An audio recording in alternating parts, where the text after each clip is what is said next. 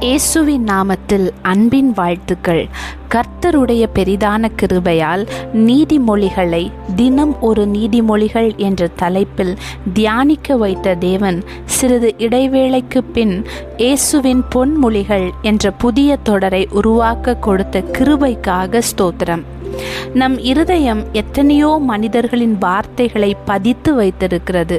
சிலரின் அன்பின் வார்த்தைகளை, கோபத்தின் வார்த்தைகளை, உடைந்த வார்த்தைகளை சுமந்திருக்கிறது.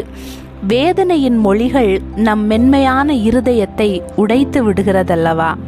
ஆனால் நல்ல வார்த்தைகள், உற்சாகப்படுத்தும் வார்த்தைகள், நம்மை கண்டிக்கும் வார்த்தைகள் நம் இருதயத்தை உற்சாகப்படுத்துகிறது. வேத புத்தகத்தில் எத்தனையோ பொன்மொழிகள், சங்கீதங்கள், நீதிமொழிகள் இருந்தாலும் இயேசுவின் பொன்மொழிகளோ அது மிகவும் விசேஷித்தமானது. ஏனென்றால் அவர் பேசியதை போலவே வாழ்ந்து காட்டினார். இனி முதல் ஒவ்வொரு ஞாயிற்றுக்கிழமைகளிலும் இயேசுவின் பொன்மொழிகளை தியானித்து நம் வாழ்க்கைக்கு இன்று அது என்ன பேசுகிறது என்பதை நாம் நம் இருதயத்தில் அவைகளை பதித்து வைத்து அதன்படி வாழப்போகிறோம். இந்த தொடரின் மூலமாய் உடைந்து போய் சோர்ந்து போய் கிடக்கிற ஒவ்வொரு இருதயத்தையும் கர்த்தர் தேற்றுவார் என்று விசுவாசிக்கிறேன். ஆமேன்.